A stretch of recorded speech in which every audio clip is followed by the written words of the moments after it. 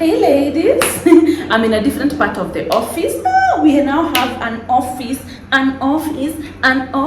Yay! I'm a good dancer when I'm seated. The moment I stand, everything just my two left feet starts going left. So let me focus. I'll talk to you about my office as we wind up this video. The biggest intimacy killer in relationships. The thing that is making you wonder why he's not touching you anymore. The thing that is making you wonder whether he's still attracted to you. The thing that is making you wonder why he's not taking you on any dates. Hakuna kupelekwa dinner, hakuna kubukiwa vacation, haezi kuja home akuleteka gift. The thing that is making you wonder why he's not romantic anymore. The thing that has killed that, especially if your man was doing those things before, like he was so romantic, he was buying you gifts, he was taking you out of town, he was surprising you, he was at home, he was just wanted to hang out with you, he was kissing you all over the house, he was doing all those intimacy things, but he stopped. The thing that killed that intimacy, I can tell you two things. Number one, criticism. Number two, control. Listen, the moment you start criticizing, overly criticizing, you're not doing this, you're not taking, it makes that person feel like they're not worthy of you. It makes them feel like they're not good enough for you. And this is what that does. Sometimes we think, oh, when I tell him he will improve. That's not how men work. He wants to show you he is the man for you. He's the leader. He wants to show you he makes good. He wants you to trust him. He wants that. So the only people who will chase you after you've treated them badly, the only people who will want to show you that they are worthy of you after criticizing you are people who have low self-esteem. But if you're married or if you're with a man who has good self-esteem, he's a high value man. He knows who he is. And then constantly you're just pointing out his flaws. You're pointing out his mistakes. You're showing him he doesn't know how to lead. The moment you criticize what he's doing, you are automatically in your masculine energy. The moment you tell him we are not supposed to do this, we're supposed to do this, it means you are the man in that marriage.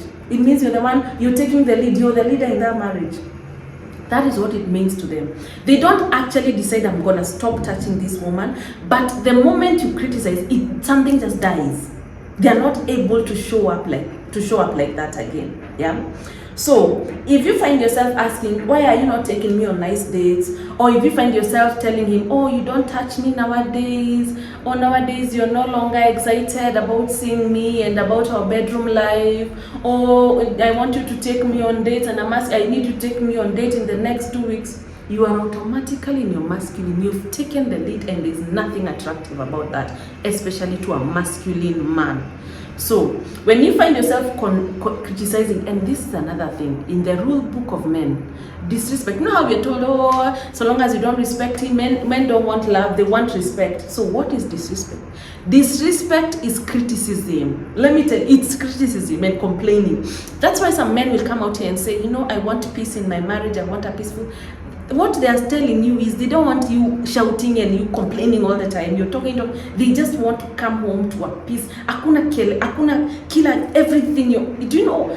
Let me tell you, I'm struggling to find words because do you know how draining it is to be with someone who's constantly pointing out your mistakes, who is not finding anything good you're saying, and in the same breath, the same person is still expecting you to make them happy, whereas nothing you're doing so far is making them happy, right? So, number one, criticism. Number two, control. You need to stop doing this. You're not the man in that home. Come and control us out here. Come and control us out here in the office. Come and do your things with your girlfriend. Do that thing with your mother. But when you're in that setup, in that romantic, stop telling him what to do. You think, oh, you know, he's not, another lady was telling me, you know, I've outgrown my husband in every way.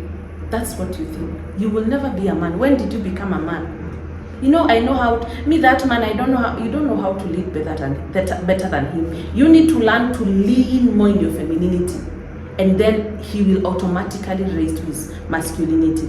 So if you find yourself controlling so much, you're telling him you need to, when you discuss he's supposed to do this, and then you keep micromanaging, following up, it's like a kid. He's not even excited to take you on date, because even there, when you're on that date, you're still criticizing, you're still controlling, even on that date. Oh, you shouldn't have booked here, you should have taken Miss Due to where? And especially, let me say this for those who are starting their femininity journey. When he does something nice to you, you better act very happy. You better be grateful. You better thank him. You better wear whatever he bought you, even if you don't like it. That is what will ignite him to buy you a car next time. That is what will ignite. But the moment you try to show him you're a better man than him, you know, you're not. The moment you show him you can lead better than him, oh, intimacy, bye. You will find yourself in that relationship or marriage asking, why are you not touching me? Why are you not buying me this? And the moment you start doing that, you kill everything. You cannot talk your way back to a man's heart. You can't. You can turn things around through the power of femininity. And my newest package is femininity. Come, I will teach you. We do one-on-one sessions, and now I have a physical office in Westlands, Moditi Road, Vision Towers, 5th floor. I leave my contacts here. You can book a session with me. I'm still doing virtual, but then I'm still doing my Zoom session. So you can book virtual or you can book physical sessions. And I've said this before. If you're thinking of getting divorced or getting a separation and there is no abuse in that marriage, but you just feel like your husband is not rising to the occasion, you just feel like, so maybe you need to look at yourself first. Right? We cannot change other people that are not here. It's us that's here. So what can you do before you get to a point where you feel like you want to pack your bags, before you pull the plug? Have you taken my femininity package? Have you learned to relax, to become a happy woman without that man? Have you learned how to talk and what men respond to? Have you learned to be the Proverbs 31 woman first before we get to that point? Yeah. So I leave my contacts here. I have a few slots for my femininity package. It's individual sessions. The people who've been taking my femininity package are people in my boot camps. I had not come out here on YouTube to talk about that package. I don't know why, but now I'm here talking about it. So learn to be a pleasable woman. That is what will help you. Stop criticizing and look at some of the things he's also doing well and point them out. When you point a lot of things he's doing well, it will ignite him to do things right more. The day, if he's been coming home so late, the days he come home so early, oh, hug him at the door. Tell him, oh babe, oh thanks for coming home early. At least start to chill. You know, be grateful for the things he's doing. Look at the things he's doing right as compared to what he's doing wrong. And about that control and all that, become a pleasable. Pleasable, P-L-E-A-S-A. Please, you know how to please someone, become pleasable. When he does something tiny, become happy, become grateful. That is what will ignite for more. So the biggest intimacy killer in your situation is your criticism, your control, and you're trying to fix him, and you're trying to take the lead, so he has taken a back seat. And then we want to take the lead and say, why is he not taking the lead? How? You're already there in the driver's seat. He's supposed to sit where? All right. So book your sessions, even individual sessions, even my other packages. My other packages are about healing childhood trauma, about self-awareness, dating and relationships, and also about confidence. And I also have the combined discounted package if you want me to work with you in every aspect of your life. I am here for that.